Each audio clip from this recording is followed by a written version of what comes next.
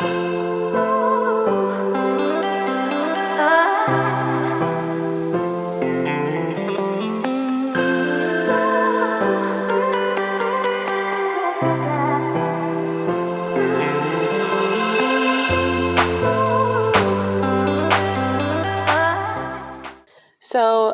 last time I left off on the trail talking about the enjoyment of life and living it up, not in a reckless way to where you are not respecting life, but in a way that allows you to really just be fully present in the moment that you have, even across the multidimensionality of your being and who you are.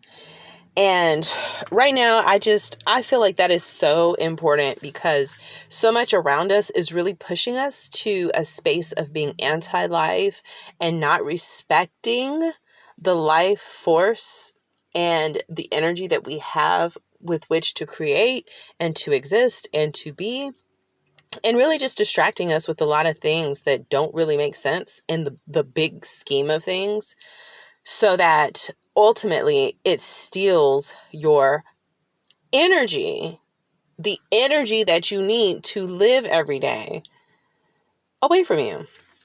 So if my voice, it sounds like it's a little bit elevated here because I'm passionate about this, because I've really gone through a lot of personal experiences that have really shown me how important this is, and just in my own life, how I was allowing my energy to be taken and how I was just straight up giving it away just out of a lack of respect for my own life force, my own soul energy. Really, that's what it comes down to for me. It's like in all these different religions when they talk about, selling your soul or losing your soul, it's not so obtuse as like, oh, you're going to go find the devil and you're going to go give your soul away and you're going to go sign a contract with this and do that. And it's usually elevated to being like this whole process, and you know what you're doing when you do it, and you just sell yourself out, and it's you damn yourself and you do all these things. And it's really a lot more subtle than that, because we make choices every day about whether we are going to choose to live our lives in a way that is going to be true to ourselves, authentic to who we are and what gives us joy, what brings us alive, or if we choose to ignore that and do something that's going to lead us into a space that is not authentic, that takes us off of the path that would give us the most fulfillment for who we are and what we want to show up as. We're created, we are here. We may not know the meaning of life, but like, what are we here for? And the truth is, you get to decide that. And when you are not true to what that is for you, and you allow somebody else to decide that and tell you what that is selling your soul. It's the same process. It's the same spiritual concept. And it just feels like we are being increasingly squeezed into spaces where we are being forced to make a decision. Like, nobody's taking it. Nobody's coming and just taking your soul. You're being pushed into situations where you have to choose and decide, am I going to do this or am I going to do that? And what you choose or decide depends on who you are as a person and what you've come to value and how true you are to yourself. And also, most importantly, if you're willing to lose something in the grand scheme of what you might have objectified as being something, according to the society of the time, if you're willing to lose something, or you're willing to have to be uncomfortable or not know where something's going to come from because you know it's not authentic to you, you know it's not who you are, you know it's not your right thing. And we have to make these decisions every day, and there's a consequence for them. And like, no, we can't always choose to do the thing that's just like wildly going to be the most authentic to us because, maybe we're thinking it'll impact other people, because sometimes it does. It deeply affects other people.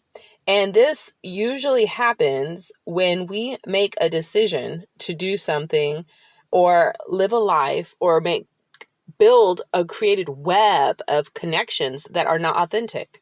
And so then when we withdraw our energy or we decide to do something else, guess what?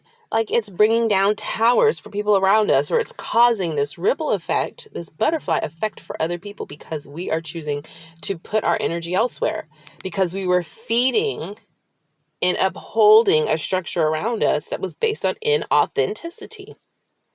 And sometimes those people can feel when you're making that shift. And when you make that shift, they will come at you and try to get you to stay where you are, not make the change, guilt you into being a part of this thing.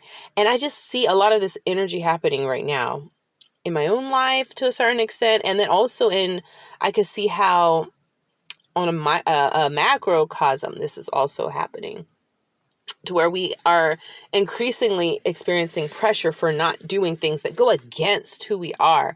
And just at a core level, we know it's not right and it doesn't make sense, or it's very anti-life, but we're being pressured to do it. Because if you remove yourself from that, it causes these structures to come down, which were inauthentic to begin with. They weren't authentic and they were not sustainable. And this is also why, I feel like when people talk about making changes in the world and saving the world and doing all these things, I mean, there's so much more impact that you can have when you take the time to look at your own life and see who you are and what you're doing, and how you not being in your own alignment impacts everybody around you. And if you want to make a huge shift or see a huge change, make like a small change in your life and observe how it ripples out around you, and see if you notice any changes. See if you notice how things turn around, maybe for other people, but most importantly for you, like how your energy shift because you did something different, or you were a little bit more authentic, or you're a little bit more connection with yourself. How you doing that thing allows a shift to take place around you. And it starts with you. And so if everybody could do that, if everybody could just come into their own ball and focus on that energy and make little changes within, it makes this huge net effect. And I feel like this is why we are presented with these challenges that are really demanding us, like they're gates that you have to pick a way, pick it this way or that way. And then depending on what you choose, it either herds you into this place or shepherds you over here.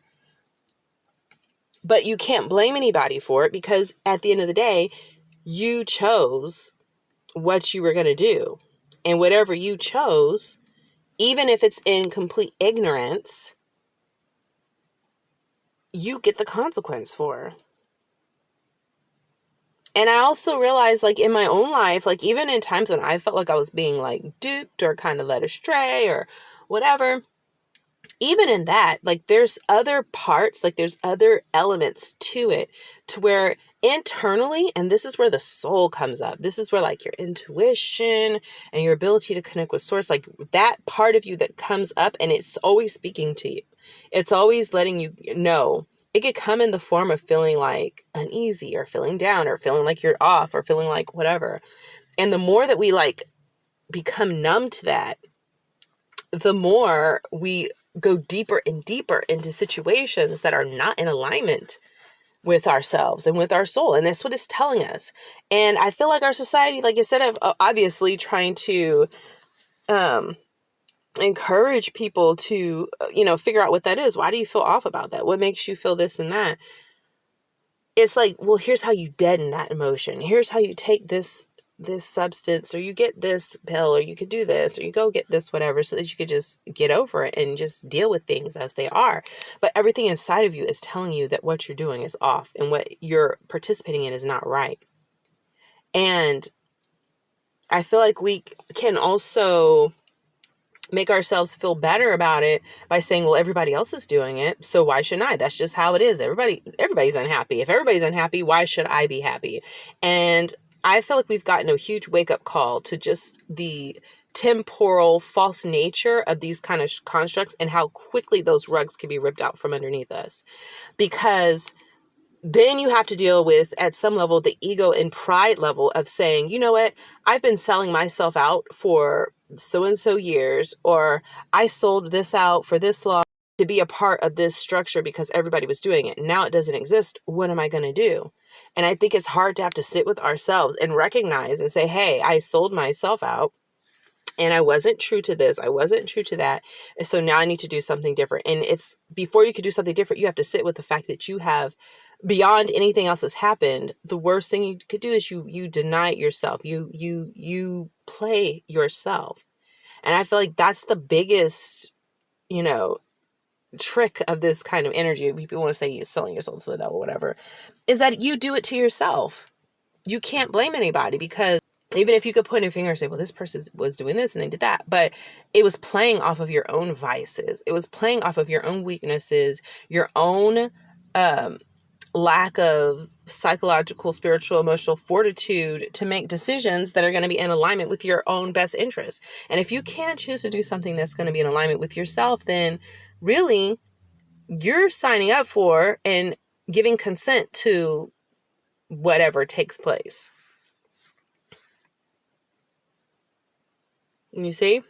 And so this to me is why, you know, I feel like it's so important. I know for me, you know, to just look at, and I've been doing a lot of like personal accounting, like what are the areas in my life where I can really lean in more or put more energy or take more risks, really, and what do I have to give up so that I can, you know, be where I need to be.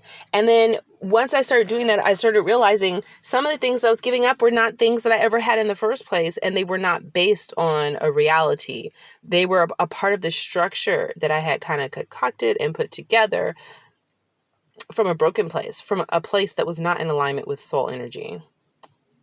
Okay. And that's why it had really become very anti-life for me.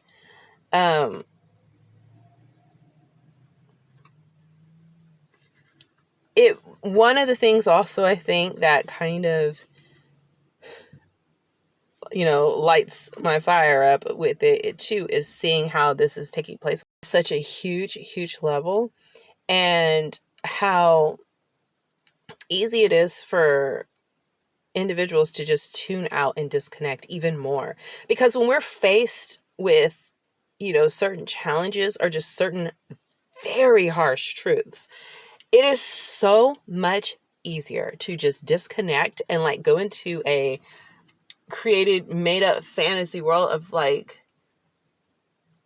stuff that's not in alignment with what's actually taking place, you know? And sometimes that's good when you're trying to get yourself to a better place. But when it's to ignore something that needs to change, actions that you need to be taking, it's a hindrance and it's disillusionment and it's an obstacle that blocks you from doing what you're supposed to be doing. And I feel like when that comes from a place of like anxiety or feeling like, oh my gosh, I gotta do this and that, that creates more disconnection. But when you allow it to just be like, wow, that was really yucky, that was really ugly, or this was not a good experience, or I made a really bad decision, or I really just don't like how I ended up in this and I would do things differently. What can I do right now in this moment? This one little micro mini step is what I call it, that I can do that will just, you know, it won't change everything overnight because I didn't get here overnight. But what can I do that's so small and so minuscule, but it will allow me to make like this small shift that will, believe it or not, it does change your reality like a lot just by doing that little small thing. What can I do? And do it. And then find 2 or 3 things that you could do like that in a day. And then the next day say, whatever I don't do today, I'll do tomorrow. And these are small shifts. Like it could be, you know, today I'm going to, if it's like you don't like your location, I'm going to start thinking about, you know, what it means to get over here. What do I need to do with this? What do I not like, or what is not in alignment? What makes me feel uncomfortable or uneasy? And what can I do today to take a small step to get to a place where I feel more comfortable? I may not fix it, but what makes me feel better about the fact that I took an action to try to go up that slope of trying to bring it into alignment? I have personally been finding that to be very powerful. And it's micro shifts. You're making micro shifts to help you get to where you will have your ultimate fulfillment in being, not in doing and not in having, but just in being in a space and a place to where you feel that you are in your ultimate energy of being, which connects you across the board with like so many different possibilities and opportunities. And, you know, quite frankly, it can be off-putting when you're doing that, because you also get hit with the reality of how much you've been not doing that, and you have to deal with that too, and then push past that and have self-forgiveness and compassion on yourself, empathy for yourself, and grace for yourself. And then from that place say, I am now doing this. I'm going to do it by taking these little micro shifts. And then it just gets, you're making new connections. You're building a new web of interconnectivity for you to be a part of and feed into in ways that are hopefully nurturing and sustainable, as opposed to leeching, draining, and soul crushing. Okay. So micro shifting. I feel next video, this will be about micro shifting yourself out of difficult or challenging, unfulfilling, maybe even soul crushing situations and realities that you might find yourself in. Okay. So that's it for now. Bye bye.